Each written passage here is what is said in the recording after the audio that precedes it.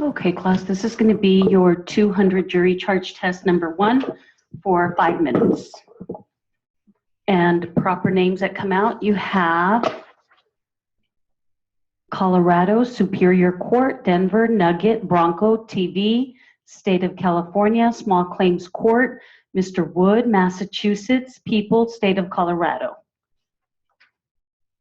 And 5 minutes, 200 number 1.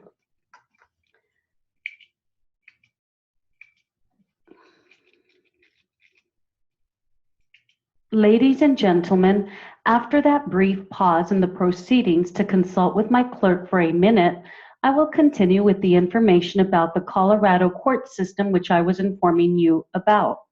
Where was I? Oh yes, on the probate court where one judge handles the estates of people who have died.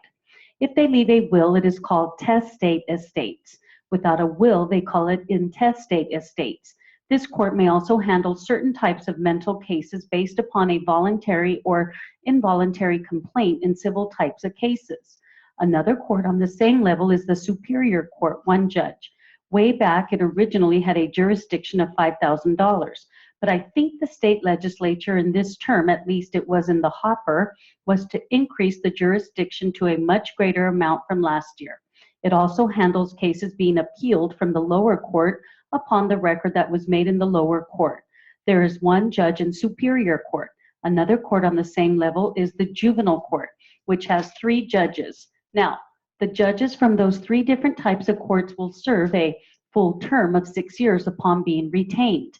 Then we drop down one more level to the county court. Many times the county court is referred to as the people's court. Why? Because more people will come through the county court than in all of the other courts. In Denver, the county court is compiled into 4 sections, namely civil and criminal, where it may have jurisdiction of the lower types of crimes, or what we call misdemeanors, or the more serious crimes where they conduct preliminary hearings, or if there is sufficient reason for the case to be bound over to the district court by using the test of probable cause. There is traffic, by far the largest of the 4 sections. And then another section that you do not read too much about, but a very important section, the General Sessions section. Those cases arising under the criminal court other than traffic, such as disturbing the peace, dog leash cases, interfering with a police officer in the official discharge of his duties, the use of profanity, filthy, or obscene language in open public. I also make the analogy because many people go to these nugget games, and if any of you have been to the Bronco games and sit in the south stands, you know whereof I speak. People become so involved in the sports activity that they start using profanity. They don't realize that should they be apprehended and so charged, they would be facing a fine or a term in the Denver County Court as provided by the city ordinances. So I tell you, if any of you go to this Bronco game that is coming up this coming Sunday, I think don't become too involved and then be facing or possibly facing something that you would not appreciate happening to you. That very briefly describes it. But I think the day before yesterday, Saturday, I was looking at TV and I saw this TV show emanating from the state of California. When I saw that, and I forget what the name was, they think they have got something that we don't have, but we do have it, and we call it the Small Claims Court. And that was started back in the 1950s at the insistence and encouragement of a very fine lawyer, Mr. Wood. After it was created, he was the first judge to sit in that court.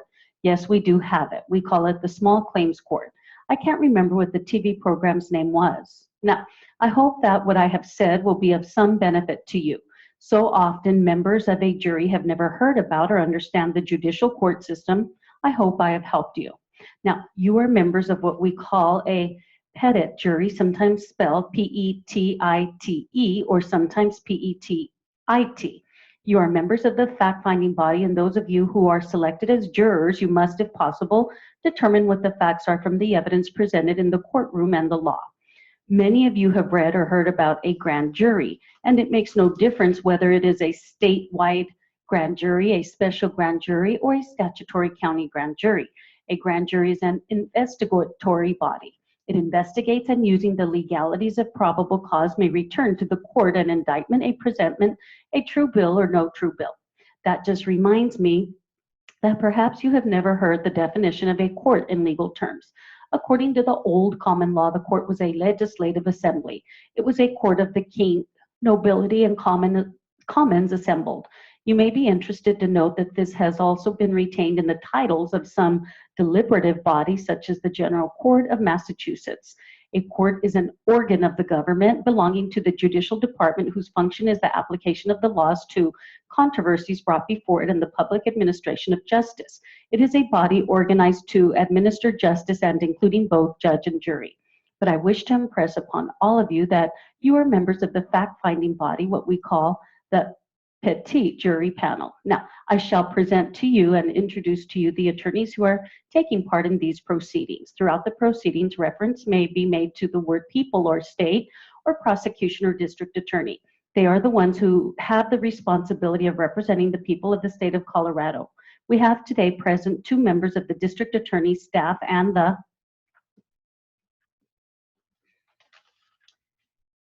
then we have on your number 2, you all, people of the state of Colorado versus Raymond Young. Mr. Young, Ward J. Heiser, district attorney. You have 16th Judicial District, state of Colorado, county of Weld, Colorado, Raymond Young, Thomas M. Speck, Browns Mobile Home Park, Lot, Dacona, Colorado Revised Statutes, Aloof, and TV. And this will be number 2 for 5 minutes. 200. Ladies and gentlemen of the jury, you have been here all last week. I think you know about as much as I do about this case, so I will just give a very brief review. We have called 13 of you into the jury box. One of you will be the alternate juror.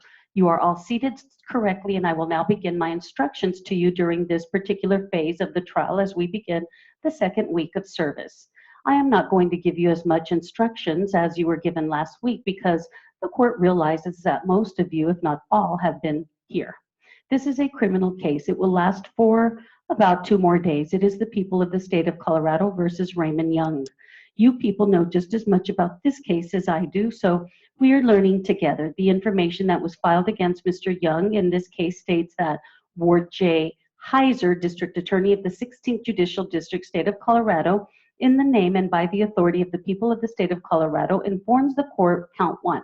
Between the 10th day of January 1984 in the county of Weld, Colorado, Raymond Young did unlawfully, feloniously, and knowingly break an entrance into and enter to remain unlawfully in a building, an occupied structure, the dwelling of Thomas M. Speck, located at Browns Mobile Home Park, Lot 200, Dacona, County of Weld, Colorado, with the intent to commit therein the crime of theft in violation of Colorado Revised Statutes, 2nd-degree burglary. Count 2, between the 10th day of January 1984 and the 11th day of January 1984 in the County of Weld, Colorado, Raymond Young did feloniously, unlawfully, and knowingly commit the crime of theft by unlawfully and feloniously taking a thing or things of the value of more than $200, 2 wet guns, and the loading equipment of Thomas M. Speck in violation of Colorado Revised Statutes, theft felony. Those are the 2 charges against Mr. Young. The attorneys know, and I think it has been pointed out to you people before, that they are not to talk to the jurors during any recesses in this case. And they may appear aloof, but they are under the instructions from the court that they are not to talk to you people either than to say hello. Now, you have heard the court before what the meaning of the instructions are, when the court gives them, and how the court gives them. The court is going to, before I question you, read you some of the instructions that I want you to keep in mind during the course of this trial. These instructions will be given to you later when the court gives you all of the instructions together with other instructions that do pertain to this particular case. Instruction number 1 is that you must bear in mind that the information which I have just read to you is a mere accusation against the defendant, and it is not in itself any evidence of the guilt of the defendant, and no juror should permit himself or herself to be influenced to any extent, however slight, against the defendant because of or on account of the filing of such information.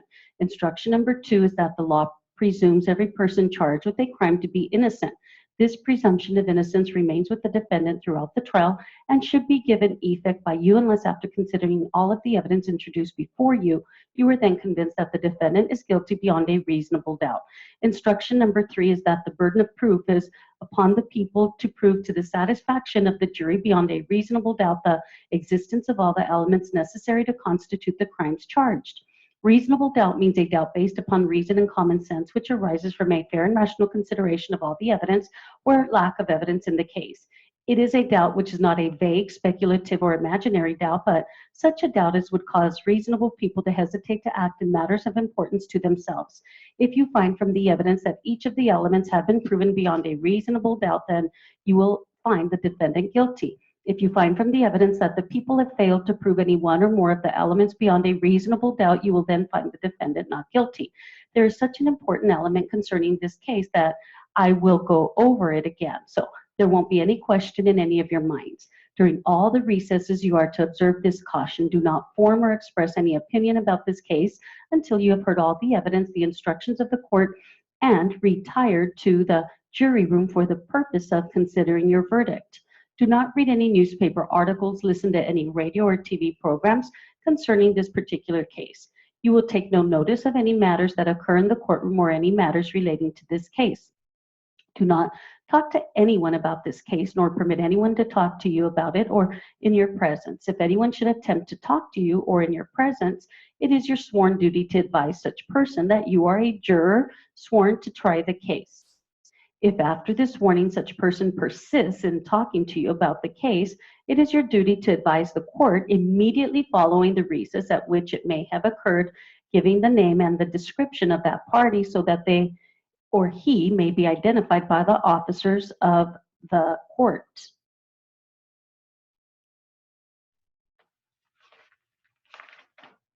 Okay, and that concludes your 200 jury charge tests. Type them up, see how you're doing, okay? Good luck, you all.